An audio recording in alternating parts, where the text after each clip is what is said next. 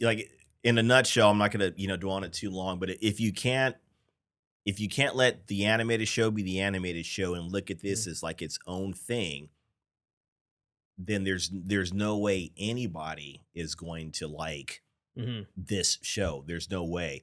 And I try to look at this show from that perspective, and that's why I keep bringing up the whole maybe they should have done more world building. They should have done something to make this on their own, because I sat and I watched it trying to think, like, if I didn't know anything about Avatar, would I be interested in continuing watching this show? If I didn't know anything about the animated series, like, what am I seeing in the show that's going to make me want to watch more? And it was kind of 50-50 with it. You know what I mean? There were some cool things and, whatever, but there was nothing like, holy shit, I got to see what happens next kind of thing. There wasn't anything like that, unfortunately.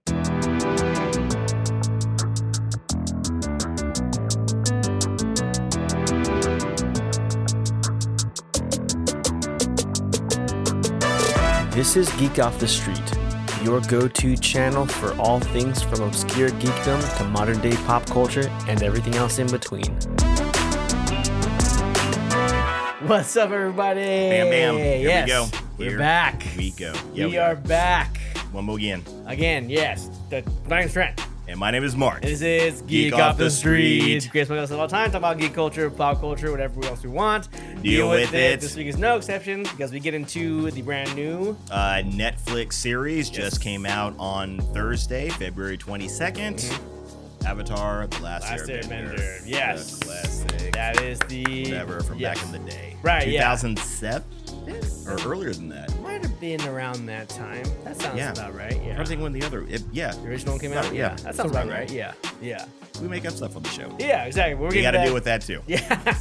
We're getting that live action remake. But the funny thing about the day that came out... Yes, it was actually my birthday. Yes. That's why... We have the spread of cake, yeah. But also today is... This guy's birthday. How do you like that? Yes. How do you like that? Peas in a pot.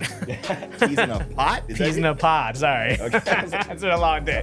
But yeah, so we are celebrating our birthdays on this Yes. episode. Mark's got a little bit of fire hazard going on. This is not an insulated or fireproof room studio, so we're taking some chances. It's going to get interesting. One sec.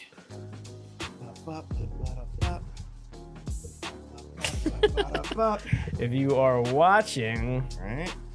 I also know what's going on. This is going to be for Trent. Because I am 1 year. So I'm the same age as the Avatar. Now you know you're calling. Yeah, I know you didn't do that. I know you didn't get the number 12 Yeah. to put on my freaking You know cake. I'm always calling you a kid anyway. Now this is just making it real. So for those of you that aren't watching, Mark so kindly bought a couple of, I guess these are mini cakes or giant or bigger. Yeah, cupcake, mini cakes, and see now It's not working. reality is like saying like, you're trying to be funny. Now this is what you get. Bought a couple of cakes, There you and he decided to get me some candles as the age of 12, which is what he's been calling me for a long time. Right. So yeah. Sometimes 13. So you're a big boy now. I'm gonna get a picture of this, and it's going on the gram, so you guys can all see it. Everyone that doesn't, with the And goofy old Mark. So my co-host is a jerk. This is that a-hole. But yeah, so check out the video. yeah, you check it out. It's pretty great. We got some. I don't know how Mark knew, but I love lemon flavored things. That's what I do. And this is lemon flavored. I drink cupcake and I thing. know things. Yeah, hey, yeah, it's a line from that thing That's a line from that thing. that you like. Yeah. I'm glad you knew it was a line from something. But while we're on birthdays, this is specifically for me to you. Okay. Happy birthday, my friend. Thanks, man. I thought we said we weren't gonna do. I'm just better than you, though. So Okay. I think that's what's been decided. That's the thing. Yeah. I guess maybe the candle joke kind of proved it. That I am a Not a good human. No, being. that was a gift. That was a gift also, though. The gift of humor, gift of comedy, the man. Gift of laughter. Don't underestimate that, man. You're right. Fantastic. But yeah, but as we were saying off the air a little bit ago, better people are born in February. So if you guys weren't born in February, it's unfortunate. We did the numbers. Yeah, we crunched the numbers. Yeah, Right. we did all the research. We've learned that February born people are better. So sorry, guys. George Washington, all that Yes. kind of stuff. Oh, it's Roanoke. Yeah. This is a nice looking thing, Right, too. but in like a samurai looking type thing. That Yeah, looks awesome. We get away from the fire. you imagine lightsabers. We had to start screaming and panicking Yeah. instead of But putting yeah. it out. So why don't they put it out? We get all on video. Right. Just us screaming and panicking. Why don't they put it That'll out? go viral. Like our numbers up, right? That's yeah. actually really cool. Yeah, I thought that pose was great. The style the of it. artwork on it Yeah, is it makes fantastic. like a samurai type thing. Yeah, That's very cool. yeah. Saw that. Thought you enjoyed this. And then these two are from my lovely girlfriend. Oh, I don't know Ariane's what's the inside best. these. So this is from my girlfriend Ariane. She told us we Ariane. got to open them on the air, or I assumed that we had to open them on the air. I All don't right, I'm cool with that. know. But yeah, so Did I ever pay her back for the? I did not. You did not. I did not. Ariane. Wow. I owe her money, and she's still. This is her humor. Look what you have. Yoink. Look what I have. May the force be with you. Long, I have long and prosper. Yoda, but so Right. you have. And now we settle Yeah. it in the street. No, but like, so you have Star Trek. Yeah, you have Spock, but with May the Force be with you, Mm-hmm. and I have Yoda on this shirt. Live long and Live prosper. long and prosper. Okay. That's I her- just started. Yeah, Yeah, that's even her, better. That's her comedy. Is that That's- she likes to poke fun at the things that I enjoy and just do the slight. Yeah. This is a shirt I would wear 110%. Already, yeah. This I love. For someone to see this and be like, You know that's- like, this- Yeah. what the it's gonna offend everybody. It's gonna offend Star Wars fans and Star Trek fans. That's like wearing a Superman is shirt so that genius. says like with great power comes great responsibility, like that. Yeah, it'd be like that. Yeah. Yeah. This is completely her. the shit I love. This is what I love. This is fantastic. Yeah. She I mean, does this. I just looked at thing. Spock and I just focused on that. I didn't even think about it. Yeah. They got the back. And he's almost They doing got the. He's almost doing the. Yeah, almost the live long and just because his prosper hand, he has thing, 3 too. fingers. Yeah. Yeah. So yeah, that's what that is. And she does This is gold. Does it just Ariane, you nailed it. This is on a scale of 10. Yeah. This is like a 12 and a half. They're very funny if you are. Yeah, they're very funny. They're Yeah, very yeah. funny, but I'm who I am. Yeah. She does this to me all the time. I think this has. Man, that's hilarious. I love that. Is perfect. I love that. That's a great sense of humor. Yeah.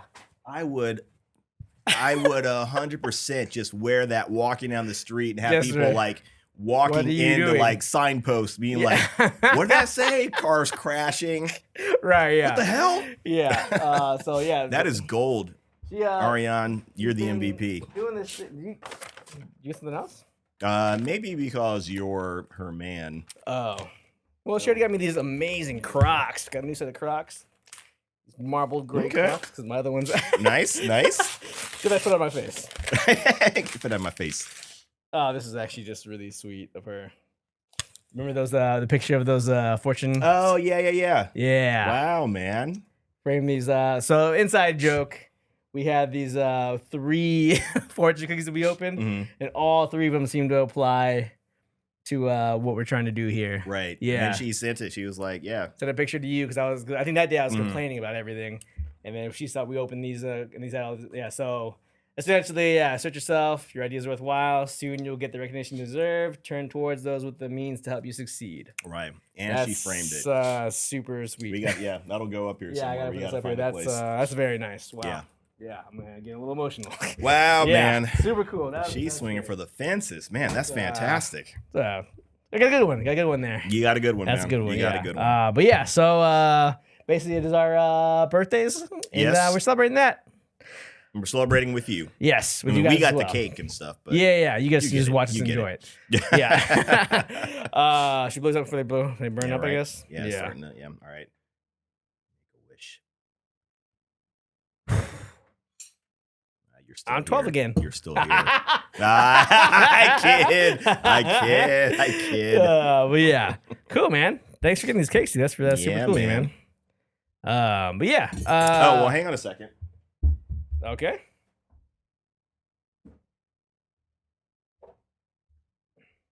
I know your tricks, Mm-hmm.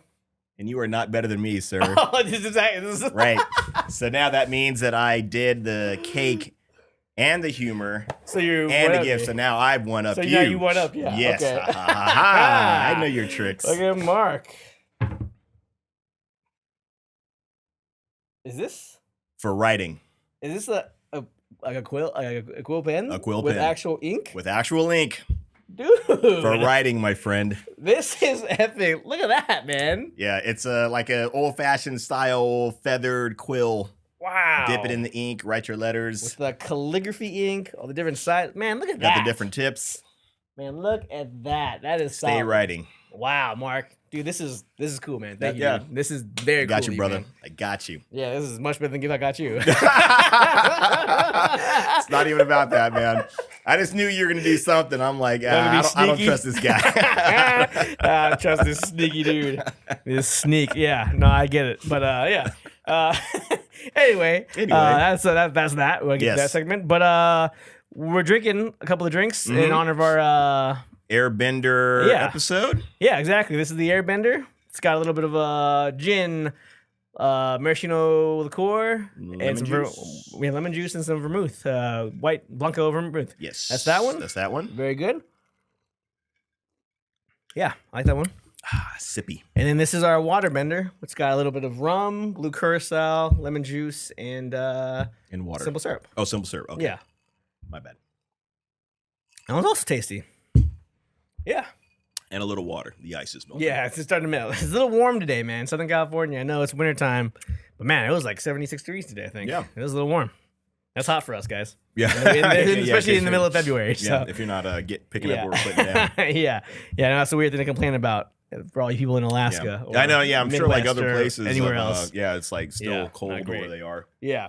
Sorry, guys. But anyway, so as we're celebrating over here, it's a good, we're having a good time. But yeah, let's get into some Airbender, huh? Yeah. Yeah. Let's do it. I don't think we had any shout outs. Yeah, we don't have any shout outs for the most part. Thank you guys for checking us out as always. Check us out everywhere else at the Gots Pod. Geek Off The Street on Facebook. And if you can, leave us a review on Spotify and Apple Podcasts. Really helps out.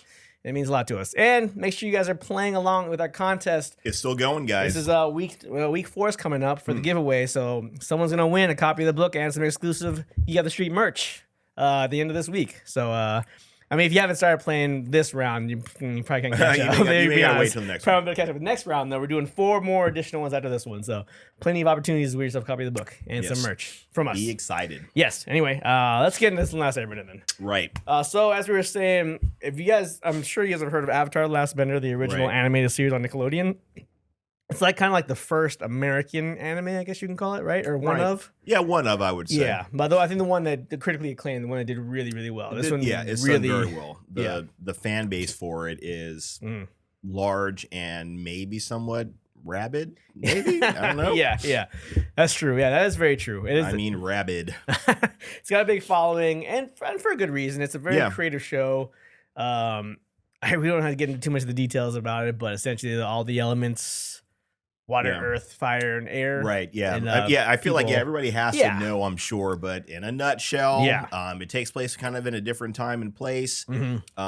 Somewhat more ancient times compared to today, but a little boy. They have these different nations. Yeah. Some of their people can control different elements, like you're saying, earth, air, fire, water. And then there's one particular person who is the avatar that can harness all of those powers. And is like the ambassador between their world, the spirit world, between everybody. He's like the guru, the pope, so to speak, of that world. And one day, the Fire Nation decides to attack the other nations, and the Avatar disappears. He comes to 100 years later, after there's been 100 years of war. The Avatar's been missing, and now he has to come back and kind of set the world to rights. Yeah.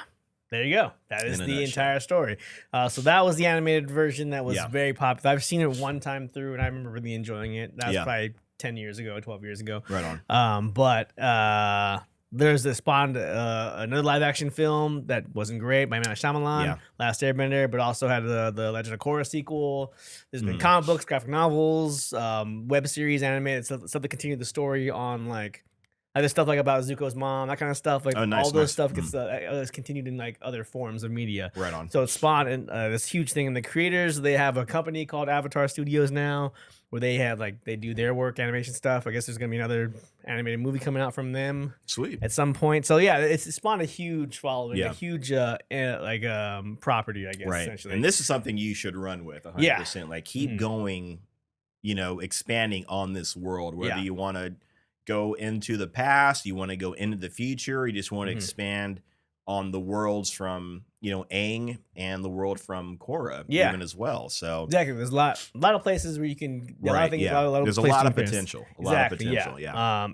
Yeah. So the show is again super creative, blends a lot of martial arts with like East Asian maybe like principles, I guess, or that kind of thing. Oh yeah, yeah. A lot like kind of lifestyle.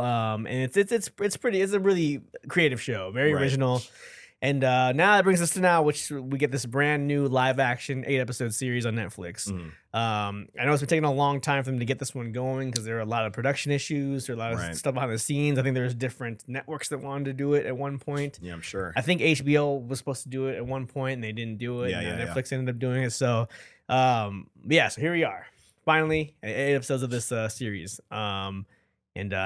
Get into it, I guess. Yeah, 100%. Yeah. One thing I will say too, while we're getting into it, is if you're expecting to see the animated show in some sort of live action format, that's not what this is. Mhm. I think it's not a good idea to expect that from anything that's ever translated from animation to live action.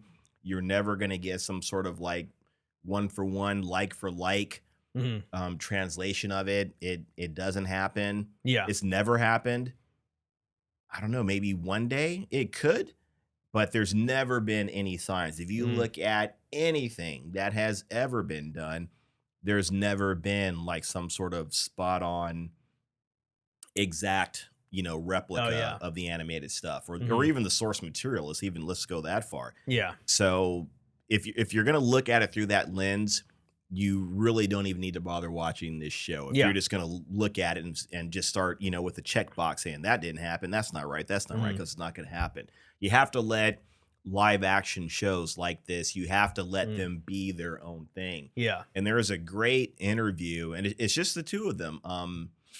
The kid that plays Zuko, and I can't remember the guy's name right now, Rufio, the guy that did the voice. Oh, Dante Bosco. Yeah. Yeah. He sat down with him, and as the two of them together just sitting down and talking, and he was so encouraging of him. He was saying like, I did Zuko at one point. That was, that was cool. We're a small fraternity. I did a Zuko. Yeah. Dev Patel did Zuko in the M. Night Shyamalan. Right. So he, gave him props, which was cool. And then he said, now it's your turn. Let's see your Zuko. And that's the kind of mentality you have to have when you're watching this. You have to be able to distance the animated show from this because it's not going to compare. Everybody loves the animated series. Yeah. So no matter what you compare it to, it's not going to be up to that standard. You just have to see if you can enjoy this, And I think that there were one of the things that I really liked about it, and this for me was a big one, was they did a lot of great, I think, not even behind the scenes, like some in between scenes, like some things that we didn't see in the animated series. They talked about. They showed like the meeting with that led to Zuko getting the scar. You know what I mean? Where he, that war council meeting. There's a great scene where Iroh's son died, and they're at the funeral, and you see a different Zuko, which from the series, even from the series, within the series, he's like just this. He's a bit of a jerk, which makes sense. That's what Zuko's supposed to be. Yeah. But you see, like before he turned into a jerk, he was, and you see this in the animated series too. He was like a very, basically a very sweet and caring kid. Yeah. And when he sees his uncle, it's cool to see where their bond came from, or part of what made their bond so special. because it sounds like the family, it's a powerful family. So you don't, see them necessarily hugging and, playing and doing all that kind of stuff together. Mm-hmm. So they were probably somewhat, separate. Yeah. So it was great to see. This is the reason why Iroh cares so much about Zuko, not just him trying to, replace his son, which is what, you could maybe make the argument. But yeah, I mean, Zuko is his own person, and his uncle Iroh sees that, respects that. So that was one of my favorite things, was seeing some, like I said, some of the in-between scenes that we didn't get to see in the animated series. Yeah. Probably one of my favorites. Yeah, that scene specifically was really good with Iroh. Yeah, at the funeral. And there are a couple other scenes that were just that really like knocked it out of the park with that kind of thing, with the emotion and the and the heart. Like there's a lot of those kind of moments that I was like, oh, this is catching me off guard. This is actually pretty good. Yeah. So I think yeah, I agree. There are some of those moments that were done really well. Yeah. For me, I mean, let's stay on positives. I think they like the set design and the costume design. Yeah. I think all of that landed really well to this world. Like there was like, it seemed like a really worn world in some areas.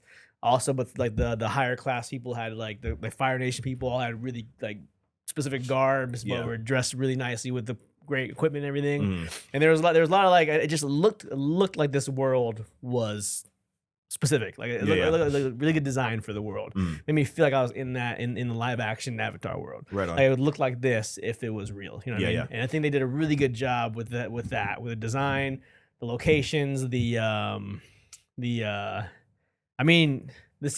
there were some CGI moments that I think there were problems with, but other moments were really great. Like it really landed well to feeling like you're a part of this world. Yeah. And they brought that to the live action part, I think, really well. I think that was great. Yeah, I like that, and this is one of the things. Like I think everybody probably at some point has said, or a lot of people have said, if I was going to do an Avatar movie, I would do this or I would do that. Can you be quiet, please? Sorry. That I would. You gotta choke it down. Can you die quietly, please? Yeah, that's right. I'm trying to be bothered. That was terrible. Like I said, that people probably thought, oh man, I would do this or I would do that. And one of the things that I said to myself is that I would try to make the groups focus. They would be based on some sort of Eastern region or whatnot. They didn't do it as much as I would have liked to, but I'm glad they did it. Like when they go to the island of the Kyoshi warriors. Oh, yeah. Right? Like that looked like a very small Japanese village. Right, yeah. And I mean, with a name like Kyoshi, that sounds like it seems like it's kind of a Japanese name. Yeah. Right? So that makes sense. As opposed to when you look at like the Fire Nation, they have more Chinese sounding names. So it, or Earth, like Ba Sing Se, the Earth. the Earth one too. Yeah, with Omashu, they decided to go more with like India style Eastern. I mean, technically India, that is considered Asia, so they went more with that side of Asia. Yeah. So that was fine. Yeah, I'll bet in it.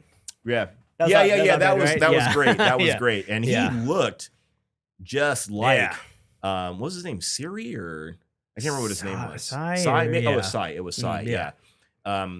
If anybody doesn't remember, that was the character that built the war balloons and all that kind of stuff. That might have been one of the. There were a couple of really good. Like this is like really close to the animated story. I think the best ones were him and Fire Lord Ozai.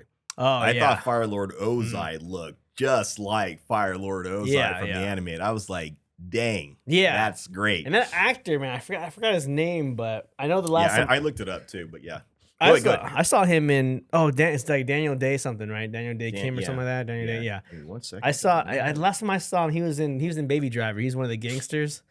And I was like, they're casting that guy to play Ozai? Like this, he was like a goofy gangster guy. And then I saw him, and then in this as Ozai, I was like, oh, okay, yeah, I get it. Yeah, and he's been in other stuff. I think he was in like Lost and right. Yeah, I didn't watch lost, really. You know, whatever. Man, I had the list up and it has abandoned me. Nice. Typical. Nice, Yeah. typical. Yeah, I think it's Daniel Day something. Yeah. Daniel Day Kim or something like that. Yeah. But yeah.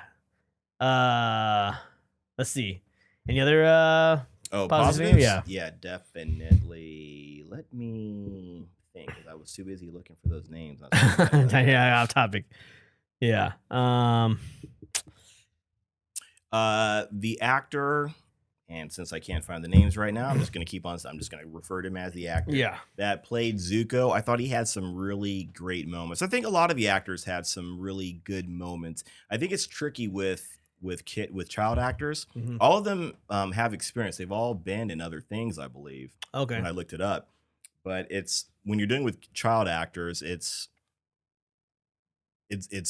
hard to find really good ones. You know what I mean? Like Disney is great at it because that's what they do all day. You know, even Nickelodeon. But I think when they find really good ones, it's just, you know, it's like that, even that diamond in the rough of Disney characters or whatever, or Disney actors. Like I think we've talked before, like Shia LaBeouf as a child actor when he was in Even Stevens or whatever. Yeah. Like I said, when Even Stevens came out, I would watch that show and he stood out. He on was that phenomenal. show. He was phenomenal on that so show. funny, yeah. Right. And like I said, and that's with a whole army of just the best child actors. Yeah. For him to stand out, that's amazing. So it's tricky to find child actors, which I get. And I know I kind of talk about like Japanese live action remakes, like what is that? The Mob Psycho. They did a live action version of that. And I was saying like the kid's supposed to be like, I don't know, maybe 12, 13. And they got some like 28-year-old to play playing him or something like that. I'm like, what are you doing? Maybe that's the Yeah. reason why. Maybe finding child actors is tricky. So that's why they do it. I feel like there's got to be some out there, guys. Try a little harder. Yeah, no, I feel like they had to go pretty deep for the cast of this one because there was like we need to cast a lot of Asian people.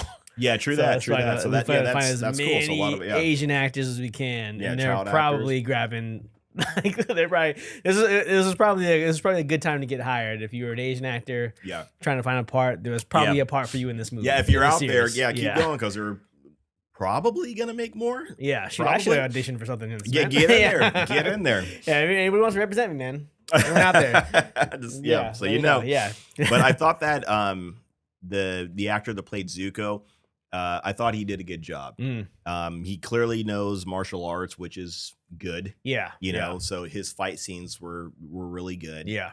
And there was one moment where I think the Avatar, you know, General Zhao had done something and he was going to go or he had the Avatar. He took him from Zuko and Iroh, and Iroh's trying to talk him down and he's like, and he's just kind of growling. I'm like, that was great, man. Yeah. That took me right back to the animated show. That was like, you know, Zuko getting frustrated. Yeah. I get it. And again, I think he did a great job being like this jerk kid.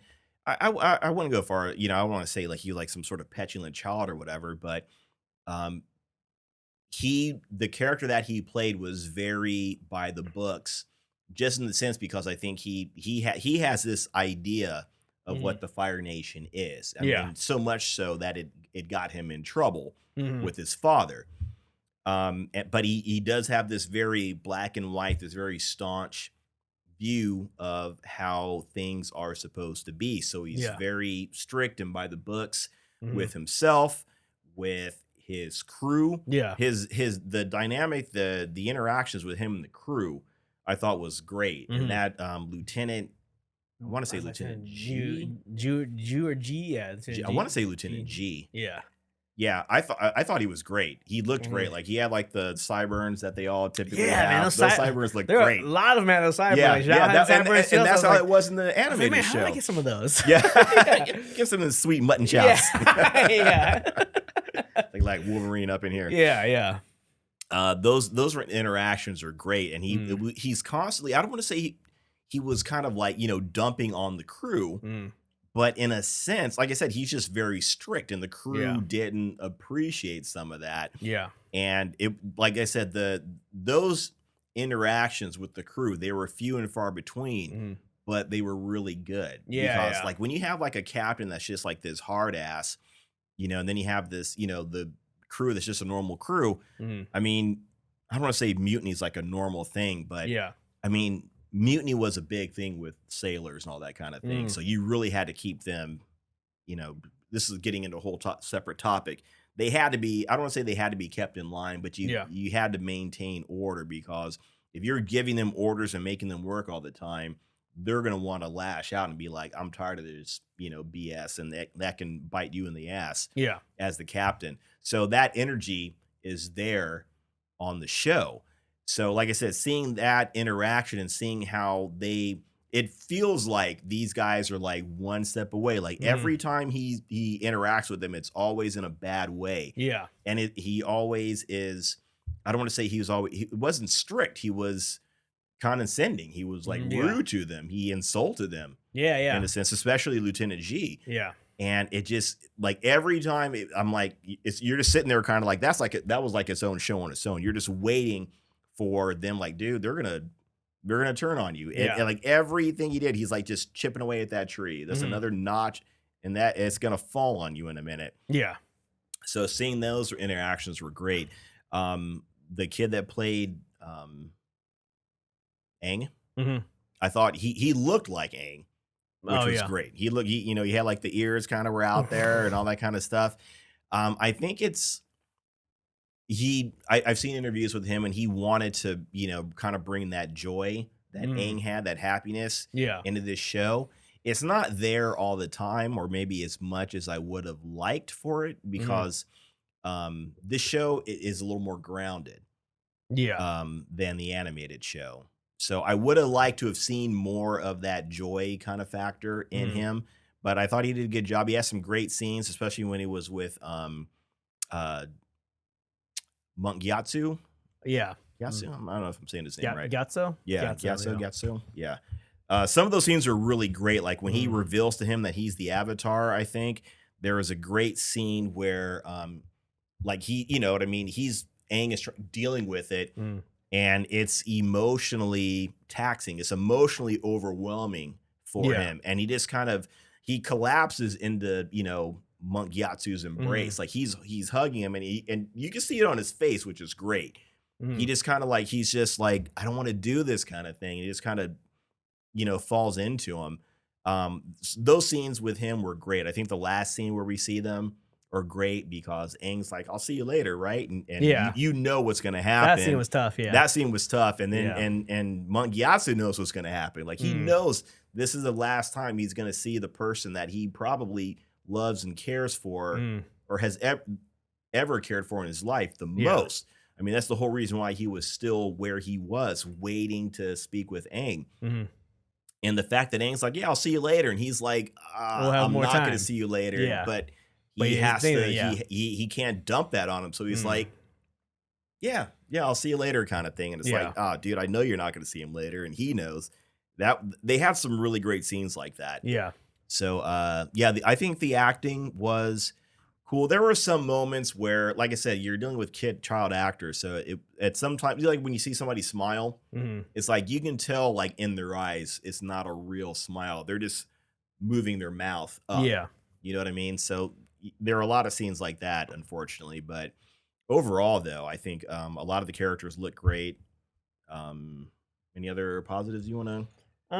Like I've been rambling here. Yeah, no, not too many. I had a lot of issues with the show that I'll get into here pretty soon. But I mean, it was cool to see the bending, and it was cool to see that in live action. I thought like there were like I think like the fight scene between Katara and Paku was pretty cool. That water bending. Oh yeah, the water bending. Like fight, that one looked pretty good. That yeah, actually looked and it was pretty pretty good. close to the from what I remember of the animated series. Oh pretty yeah, close to it. Yeah. Okay, yeah. There's a lot like there are some like sequences that were really great. Yeah. Yeah. Some of them were whatever, here and there, Mhm. but like there sometimes it looked pretty cool. Yeah. So I did enjoy some of the bending. It was cool to see that in live action as well. I do like my favorite characters.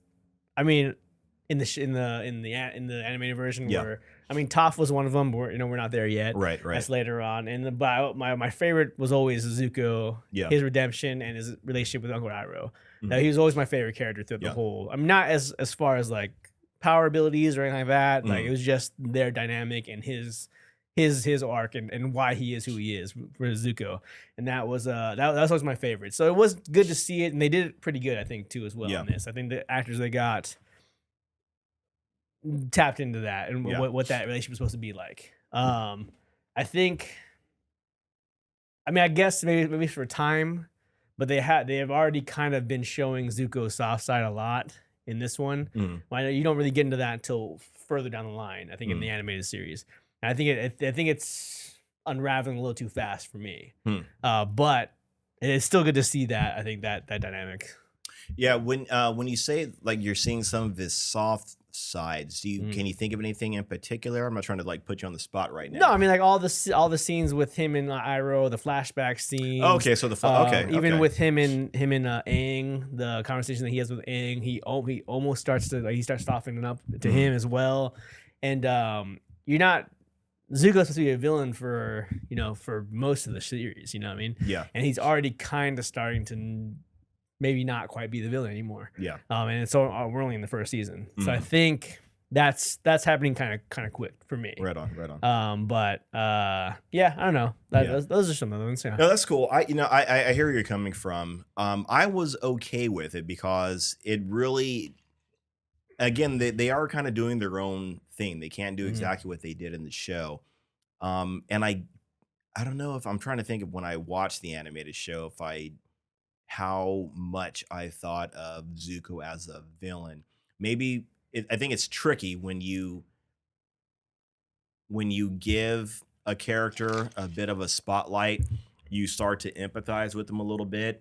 So even watching the animated series, I didn't like look at Zuko like, oh, you're a piece of garbage kind of thing, or you're evil.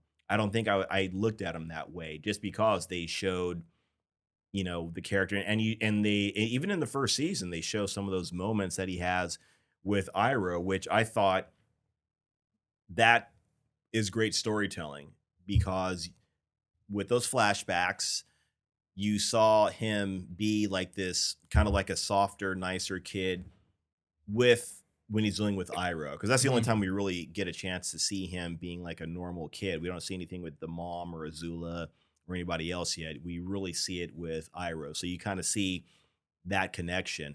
But even so, I was good with that. I liked seeing he was this soft kid. It really it lends more to this. It lends more to why he is so broken. Like you saw like this really nice kid in certain parts, but then in other parts he's a complete jerk. When with him going after the Avatar the way he does, the way he treats his crew, the way he treats everybody, he's a jerk except Uncle Iroh. So for me in this first season, it made it that those contrary moments, or that contrary behavior, like it just made it that much more poignant. It stood out so much more. Like, wow, he was such a nice kid in some of these flashbacks back in the past, and now he's just a complete ruthless, he's a dick. Lack of a better way to put it. So I did like seeing that. Like I said, for me, it made it stand out that much more. Yeah, that's fair. But I think in the concept of this season by itself, sure. But if they're gonna follow the same format where he ends up training Aang by the fire portion of the trilogy, it shouldn't happen right away. And I think it's already happening too fast, where he's becoming more sympathetic to Aang. Versus it's a chore. It's hard to get him to the point where he's able to train Aang, to be okay with training Aang. Because even when he starts training Aang, they're not really like they don't friends. Well, I mean, they don't like him when he starts training him. He was trying to be cool with all of them, but he doesn't. But they don't like him. But they're not buddies because of everything he put them through this whole time. And buddies might be a strong word, but I think they didn't have any sort of animosity with each other. Like, I mean, everybody else did. This is going back to the animated series. Everybody else did. You maybe except Toph. Right. But No, what was yeah, because they all had issues with him because of yeah, everything that he had done up to that right. point, But right? Aang, I mean, Aang in the And animated series was very forgiving. So right, he was, yeah, yeah, I understand that, but I yeah. just think it's already becoming where they're gonna. It's already showing up really, really Mhm. quickly, and we're only in the first portion of this Yeah. show. It continues to move on, so I think if it keeps going in this same trajectory, Mhm. he's gonna be the good guy in the middle of season two.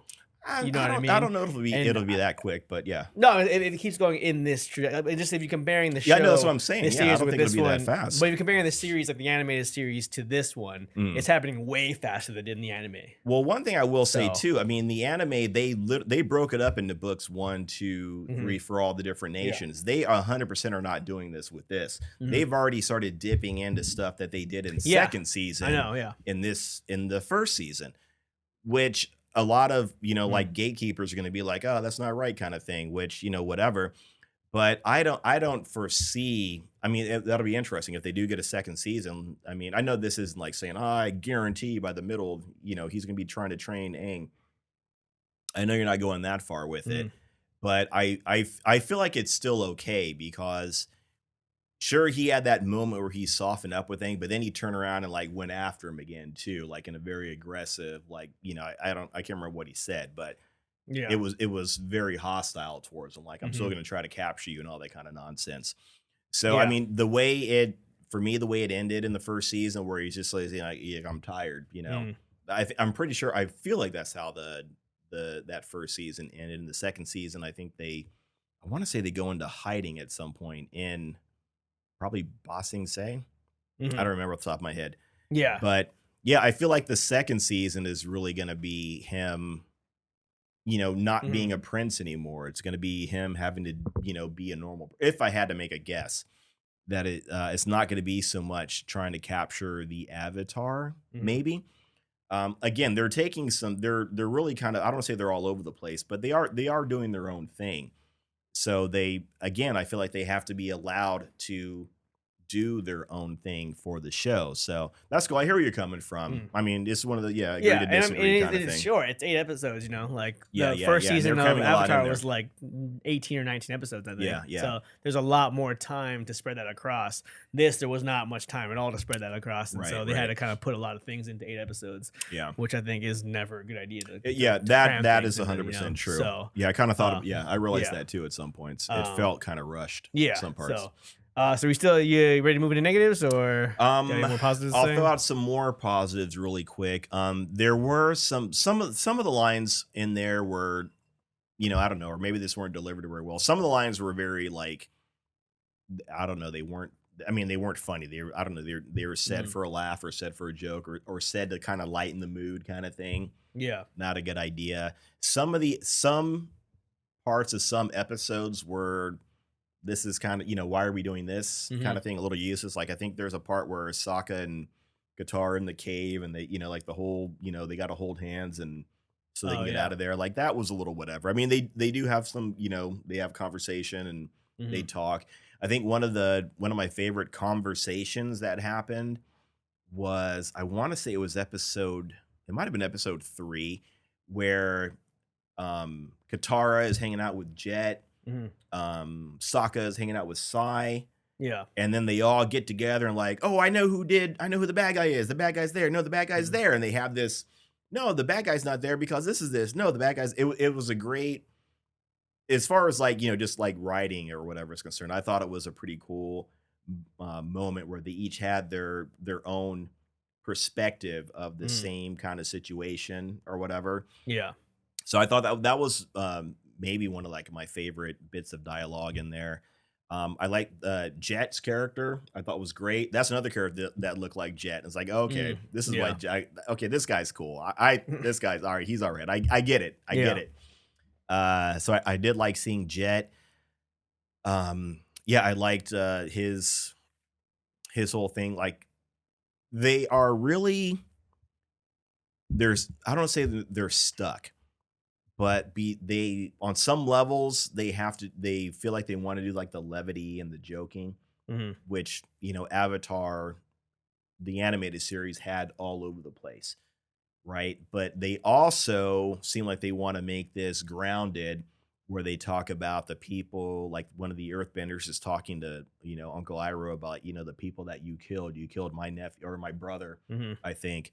They're making it, they want to make it, I'm not going to use the word gritty, but they want to make it more grounded, and they want to say this is a war. So I feel like they are, I don't know, maybe I'm getting into a negative right now, that they are trying to, they want to have their cake and eat it too. They want to tell this really grounded war story, but they do want to have some jokes and some silliness in there. And I guess maybe you can have it at some points if they're amongst themselves or whatever, maybe.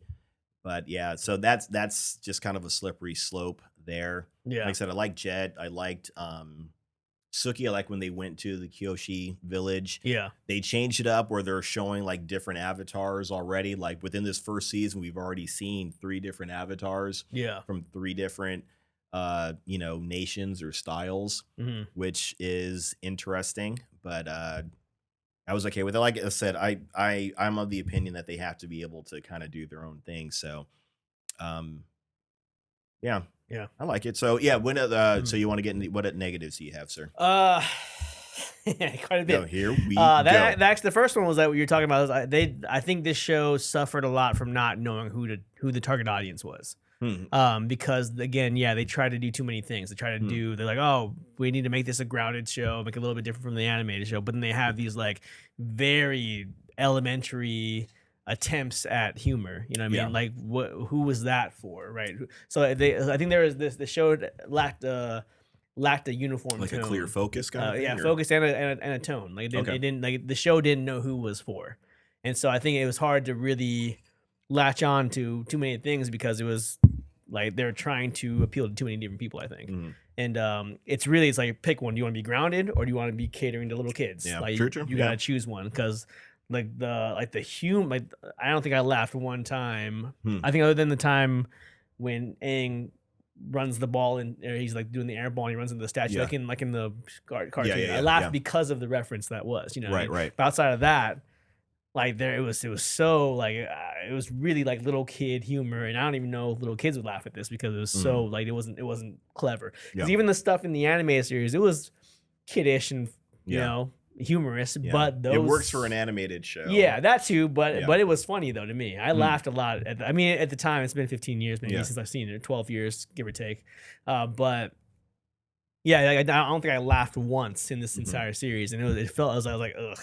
That wasn't good. That was not a good joke or whatever that was. You know what I mean? So I think it suffered heavily from that. Like there was no clear tone, there was no clear focus, and there's no clear audience that this was targeting. And so it made the show feel very jumbled to me. Right. So that was kind of a problem. And like the biggest thing, really, like I am on the opposite side. I thought the dialogue was horrible. Yeah, there a lot of it is. Like most of the movie. Or most of the series, and this was like, I don't know if this was a younger team that wrote this, but they consistently every episode broke the biggest rule of screenwriting, which is show don't tell. Oh yeah. And they were just dumping exposition in these very long like monologues or very long conversations. It was just like nobody talks like that. Nobody explains things like that to each other. Nobody.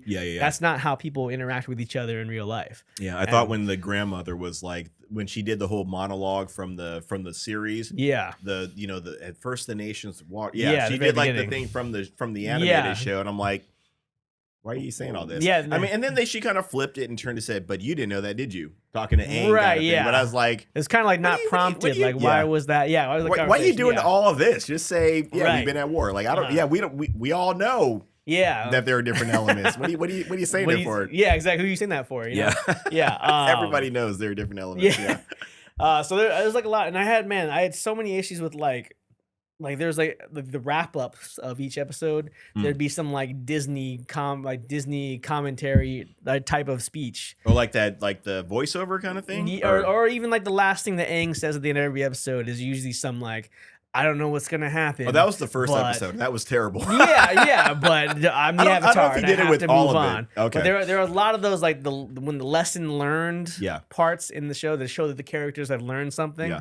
It was horrible. Like every time they had they explained what they've learned. I was just like, no shit, dude. And then, and also on top of that, I was like, when did you learn that? Like, how did you learn that? Mm. And that was the other thing, like about that's just like combine that with like anything that they achieved didn't feel earned for a lot of this.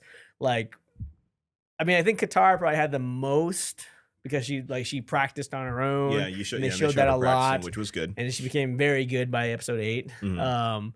But it didn't seem like I mean, what did Aang do at all to prepare for this last episode? Like, what did he do through this whole time other than complain about not knowing what to do, like Yeah, for yeah. all 8 episodes?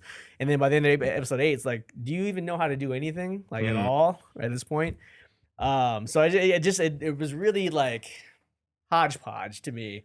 I didn't seem like there's the dialogue wasn't written well. A lot of the storylines didn't add up. There were a Mhm. lot of plot holes I felt like, and just I didn't the show. I think because it struggled to focus on a tone, it lacked all the charm of the animated series. Mhm. I don't think there's much like I know that they're trying to do their own thing, and that's fine. Like do Yeah. your own thing, that's perfectly fine. But if you're gonna do your own thing, you gotta do it really well in a Yeah. different way. And I think they really failed at a lot of that. A lot of Okay. especially the dialogue and the writing and that kind of Mhm. stuff. I really didn't like it. Yeah. Which affected the actors. I can't really even sit here and say that all the actors were bad because maybe it was bad material to work off of.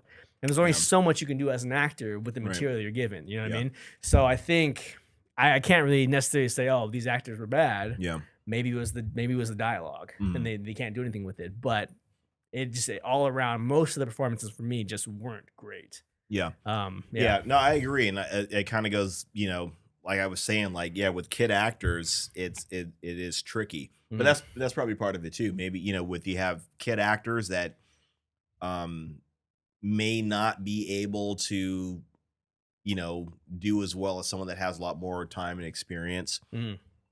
That's logical and it makes sense. But yeah, I would agree. Some of the writing definitely was bad in it.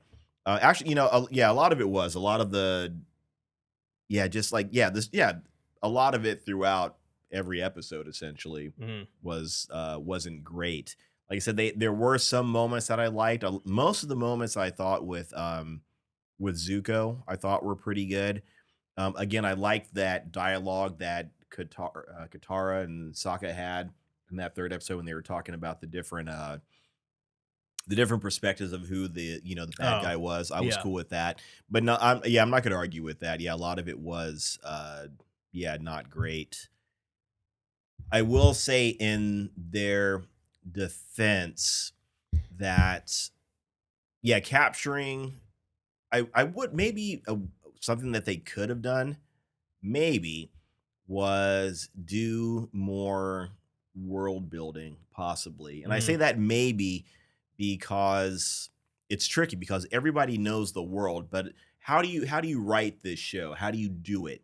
Do you like take a completely fresh approach and you go from scratch and you say like you act like this is a brand new IP Mhm. and you try to put it out there? Or do you realize a lot of people know a lot of this stuff, so we don't have to do certain things? You Mhm. know what I mean? Like, I don't know the answer. I'm just putting it out there. Yeah. Because I was thinking like maybe more world building Mhm. would have been nice to show everybody, the world that you guys are doing, this live action thing is doing. I don't mean to do a positive, Mm. but the very first scene where they show this earthbender has the plans and he's Yeah. trying to like I don't know. I feel like he made a wall to keep the airbenders or to keep the firebenders away, but he was on the inside of the wall. Oh, Like you yeah. probably should have done that On that side. on the other side. You go on the outside, you put that wall up, and then you And get then away. You get away, yeah. As opposed to Yeah. but I guess he was buying time. I suppose he could Mhm. have stayed there and sacrificed himself. But I thought that was a cool scene. But again, more world building would have been nice. Mm. I think that could have been nice. I think that I would have liked to have seen that myself. But again, like I said, I don't know necessarily how you do I don't know what the right answer is for Yeah. doing a show like this. So Yeah. No, I think I mean, really, it just comes down to, and this is in my opinion. sure, I think it comes down to your characters. Like, it comes down to your characters and their interactions, their growth, and the dialogue. Like, those are things that you focus on because you already have the world. yeah. Like, and I imagine So 90. you don't think necessarily like go into? Sorry, I didn't mean to cut you off. You don't necessarily think going into building the world in the show is necessary. Like you just kind of assume like most people kind of know it. You Yeah, I just kind mean, of take some. I would Okay. assume that 90% of people that watch Definitely, this show at least, yeah. know what this is already. Sure. And at least have seen some of Avatar Last Airbender, Right. right? Okay. And so So that's don't do the world building. that's not a good reason to not do it. I mean, I think Or world less, building yeah, is always yeah. fine. I Sure, think sure. I think it's good to build it out and make the world really rich. It's better for us because we already know it. We already know the world, so that's why Yeah. I appreciated the set design and the costume design and stuff. Made me feel like I was in that world that I already knew. Mhm. Right? Obviously, if this was a brand new IP, then that's different. Right. World building. But I think if they would have spent more time building the world, but we had the same dialogue and the same character development, it still would that have been a would've good been good. show. You know.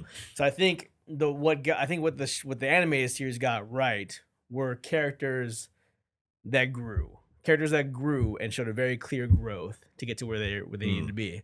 And this show didn't do that as well. Yeah. I don't think you really saw that growth. You didn't see them earn that growth. And then by the end of the series, they're a family now with all these abilities that came from something. Yeah. Came from this off-screen journey that we Right. that we didn't see. Yeah. And And- yeah, go ahead. I'm sorry. And that's an issue of storytelling. Yeah. I think.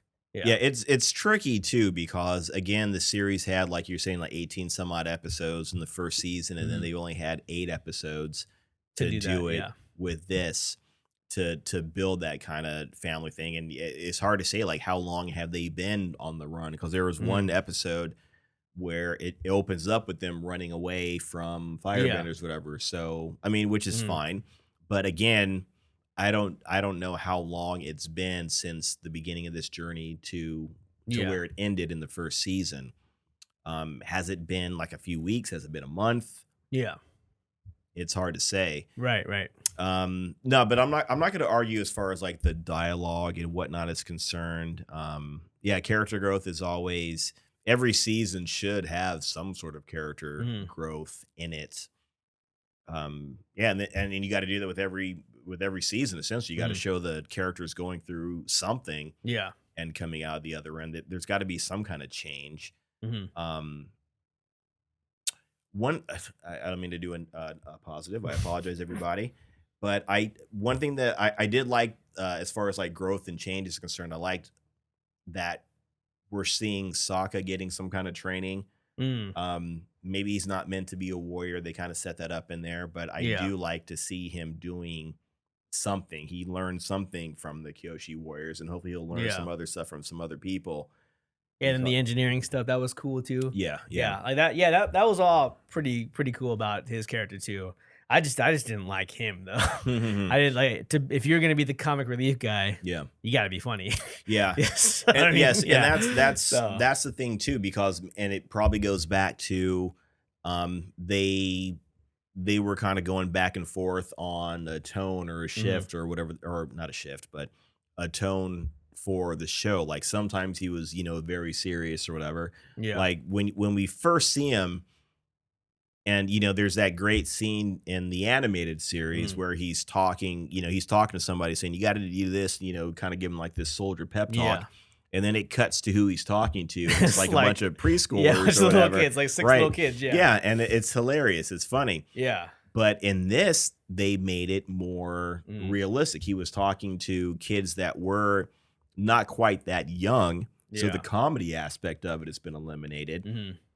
And he's telling these kids, these young people for real, like you need to do A, B, and C to keep the village safe. And Sokka's character in the animated series, would have meant that realistically, but to us as the audience saying that's funny, he's saying that to a bunch of kids, he meant it for real. So yeah, I hear where you're coming from with Sokka. I don't know if, and again, this goes into maybe how to watch the show. Sokka clearly was supposed to be the comic relief in there, Mm. and there were some like Attempts. yeah, there were some attempts. One-liners. But there were some the one-liners I mean there were a couple of like funny lines that he had in there. Not necessarily that made me like physically like laugh out loud, but you know, made me kind of like maybe smirk or smile. There was one thing he said to Katara, said, you know, where he's yelling, you know, again, I think it goes back to that dialogue about, you know, I know who did it, I know who did it. Mm-hmm.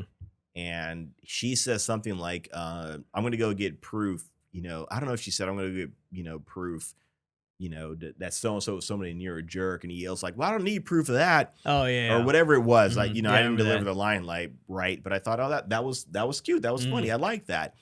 And there was another part where he's talking, where earlier she said something to him about, you know, about hope and blah blah blah blah blah, and then he's trying to repeat, or he's talking to Suki, the Kyoshi warriors, and he's trying to say something to impress her, and he's like, and Yeah. to me it was funny because in the moment he's like, how did it go? Like, Katara, like what's that thing you said? I thought that was funny Yeah. that he was, you know, trying to repeat what she said. But anyways, you got to watch it, maybe make the decision for yourself. But yeah, again, Sokka might be the hardest character to nail in a series like this, because Sokka was straight up comic relief in that. You know, he had some moments in the animated series of depth and you know, being grounded and whatnot. There were a couple moments that were like that, and when they were there, they were really good.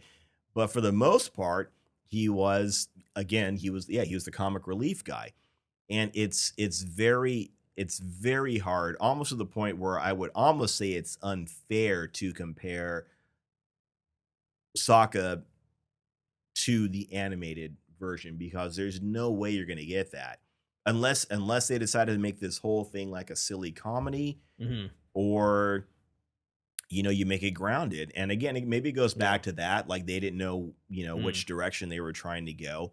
It seems like maybe they want to have their cake and eat it too. They definitely wanted to make it more grounded, you know, and especially in the last episode, you see some characters, and we only see them in that last episode. You know, that's where we see them, and then we kind of see what happens to them.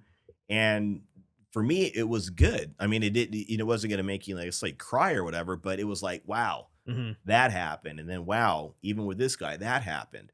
Like, and again, these are characters that were introduced in maybe in episode 7, maybe, you know, but you're like, I mean, this is war, and, you know, bad things have happened. So it's, there's definitely is this factor of them wanting to, you know, be funny and have their light comical moments, which, you know, people have in their lives. Yeah. But they also want to make like a war story as well. Yeah. No, I that's fine. Yeah. But I mean, if you're gonna put comedy in there, put comedy in there. You know what I mean? Like I don't know if these people in the writers' room sitting around like writing these things like, oh, that's hilarious. Yeah, let's use that. Let's use that as a line. I don't know if that's the case. If it is, I feel like that probably is. Like they're probably thinking like, oh, this is gonna be hilarious. Yeah, like, and then it just doesn't translate very well on. Like there's on that screen. man. I think there's one line when he was with that badger thing, and he's like, hey, why don't you put out something your own size? And he's like, well, I didn't mean me. And I was like, yeah, you put a joke in there, fine. Yeah, but like, put a good joke in there. You know what I mean? If you're gonna do like that, because I don't think that's like I think that's the fault of the writing. It's the fault of the being able to write comedy. I don't think it has to do with not being able to translate. The actor didn't Sokka deliver it well. I mean, even that as well. He wasn't very charismatic. He didn't seem like he was a comedic actor to me at all. And so they gave him some jokes that were also bad. Yeah. So it's just like, I think it was like an 0-for-2 situation.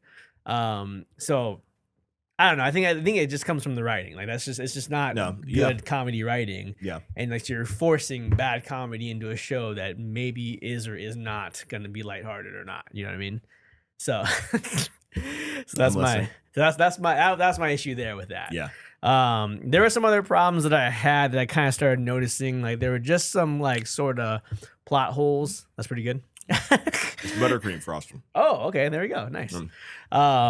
And it was just like it was a couple things like that, like you were saying about some things that didn't make sense. Yeah. Like I don't understand why Uncle Iroh needed to create a diversion. Like Oh yeah. why Yeah. didn't they just both go out the gate? No one was looking for nobody. them. Yeah, nobody knows it was you. Yeah, they right? weren't looking for you two. Right, yeah. The gate's right there. You guys can both leave the gate. Mhm. Why do you need to create a diversion?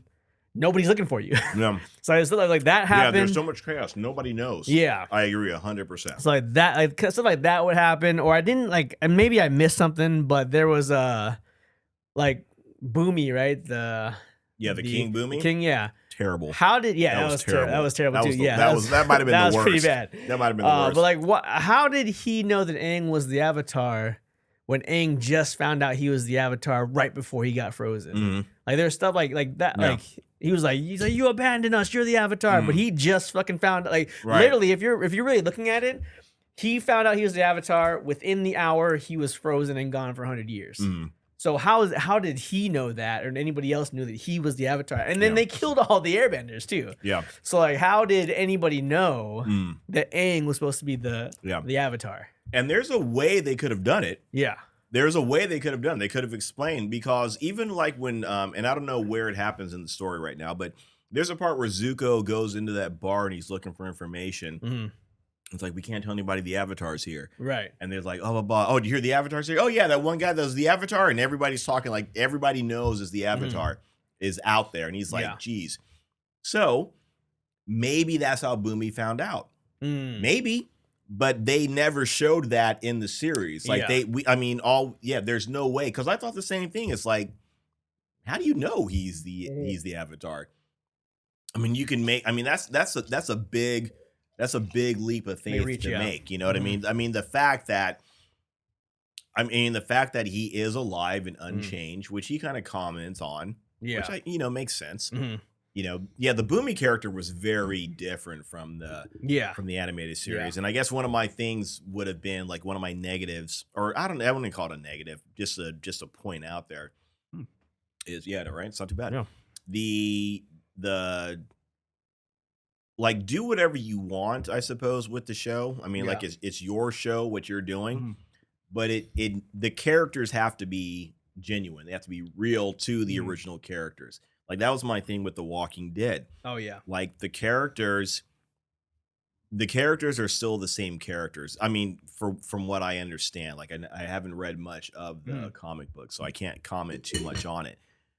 They change things around. Characters that die at certain points live. Characters that live at this point are already dead. Yeah. But we get to see like that same type of character, how they would react in this situation or whatever. Mm-hmm. So that's what they need to stick with. I feel like they didn't stick with that very well with Boomy. That whole especially with Boomy, yeah. that whole Boomy thing was way the F off. Yeah. Yeah. Yeah, that was pretty not good. Yeah, so there's just like moments like that where it's just like where I got to the point where I was just like questioning everything. I was like, how did that happen? How does this happen? How do they know how to do that? You know what I mean? Yeah, there was something dumb with when Suki and Sokka are, they're kind of like showing off their skills to each other. Yeah. And I thought that was great. Like, he throws the boomerang, it sticks. And then she does their thing with her fan and hits them all. Hits all of them, yeah. Yeah, that was awesome. Yeah, that was fine, yeah. But then he gets upset, and I thought that was cute too. He's like, oh, we're more like hands-on fighters, and she goes at him like, oh, I like that scene. I thought it was great. Yeah. And again, this is more of a dumb nitpick. Like, once she gets the better of him, he kind of walks away and kind of sulking about it. And I'm like, where's his boomerang? He left his boomerang there. Did he ever get his boomerang back? I never saw a scene where she gives him. I was waiting for it. Here's the boomerang. She gave him a fan. Yeah. Like, are we going to see that fan again in combat? That's a combat fan. Are we going to see that we combat never saw it fan? again after that. Yeah, right? We never saw it again. I mean, it needs to make an appearance. You know what I was hoping for too, by the way? Like, when that part happened, when he skulks, like he kind of sulks off after she beats him. Yeah. And she kind of looks at him like, oh, what just happened? Yeah. Like, I thought there was going to be a great, like, role reversal, whereas, like, she has to understand, like, a male's pride kind of thing. And maybe she comes to an understanding of, like, that kind of thing. Yeah. And they come to some kind of understanding as warriors or as whatever. I thought there's gonna be something in there. I was like, oh, this is gonna be this is a great shifting of perspective, shifting of like of standards or whatever. This is gonna be a great way to do that, and then that never happens. And it's just like then he just shows up and trains with her. I was like, wait, no, that's not as good. Yeah, so I did. His interactions with her, I did like those. I did enjoy those. Yeah. She was awkward around him. She didn't know how to be around. A guy that seemed like another guy in general, but a guy that she liked, or had feelings for, or whatever.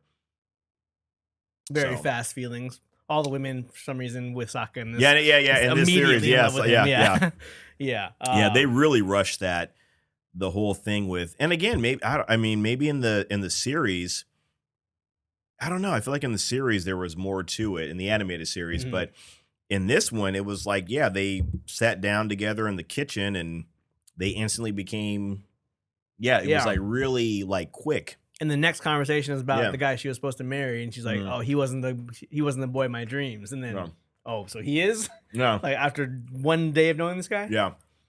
But now I think about it though, they did meet. In the forest in the dream realm. So maybe that's where it came from. But what would have been nice is when he first sees her, like she doesn't even like look in his direction. Like it would have been nice if she like looked at him or looked towards him and turned back or whatever. Yeah. But she's straight up like just like if you've got some kind of feelings for this guy, we should see, like, oh, it's the guy I like. Yeah. You know what I mean? If there's somebody you like, you're gonna look and be like, oh, right, or whatever. Yeah. Exactly. I hear what you're saying. Yeah. So I don't know. But there were a few scenes where like, wait a minute, how did this happen? It's almost like it went A, B, D. You know what I mean? It's like something happened in between that you guys couldn't put together very well. Right. Yeah, exactly. There was a comment that Katara makes where she does the whole ice disc thing. Yeah. She brings out a block and I guess they kind of covered up and they say, I saw Earthbenders. She says, I saw Earthbenders doing it, but when?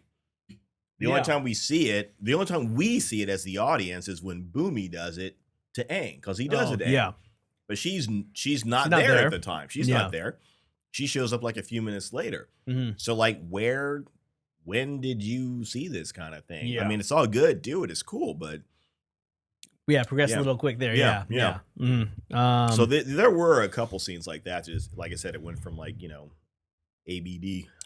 No. So anyway, so I end up watching. By the time I got to the end of the episode 8, I watched the first episode about the Last Airbender, the series, the animated series, and because I wasn't sure, I was like, okay, I saw this probably 12 years ago. Okay, I was a lot younger, so that means I was like 0 years old. That's just You're 12 today. I was just born. Right out of the womb, watching Avatar. So I don't remember much of it. Obviously, I didn't think I remembered much of it. I wasn't sure if it aged well or not. I wasn't sure if I had missed something. Maybe I'm at a point where this isn't something I'm interested in. Watched the first episode of Avatar: Last Airbender, and I was like, "This is great. This show is amazing." So that's not the issue. It has nothing to do with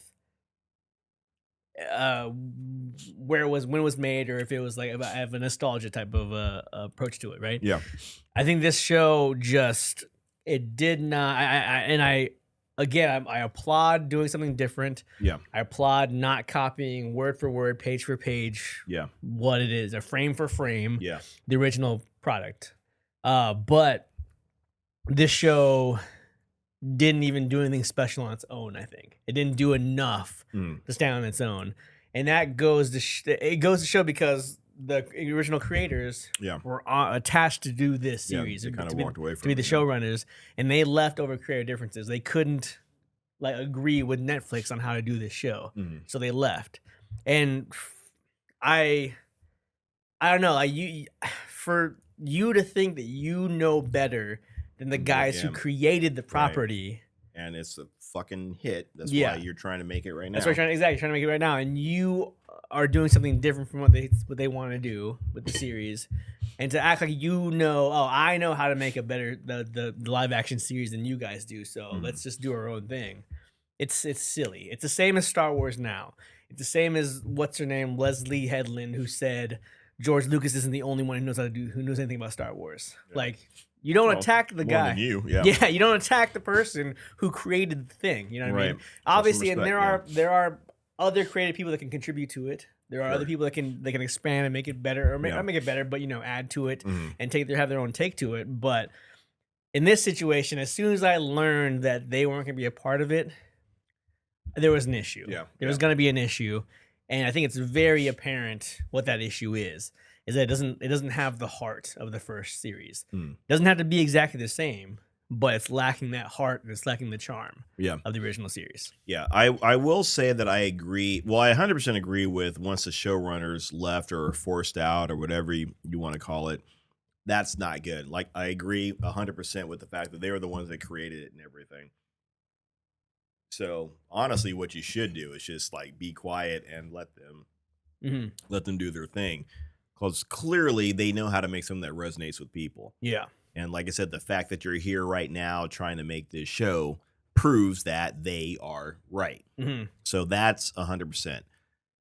I will also agree that the show doesn't have the same level or the same kind of heart that the first show or the animated show has. Yeah, that's accurate. And again, maybe it kind of goes into maybe they should have done more world building, or maybe they should have done something different to put their own mark on it, or something. I don't know what they could have done. Like I said, maybe the world building would have been a factor. Again, even just having better writing is, I mean, that's always the answer to everything. It's just, what went wrong, you need better writing.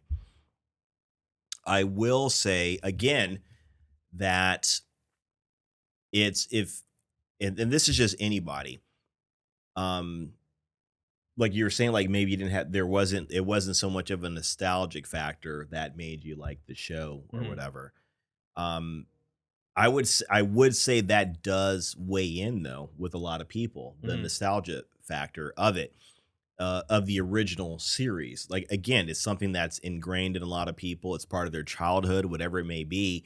You've imprinted on it. Like I talked about that like a few episodes ago about imprinting on something. The first time you see something, you imprint on that. So even if it's not the original version, if that's the one that resonated with you, that's the one that resonated with you. So even taking all that into account, I think, I'm not going to say that was in your case, but with a lot of people, I think the nostalgia factor is going to be a factor with them. And also, again, the show is not going to work for anybody that is going to compare it to the animated series.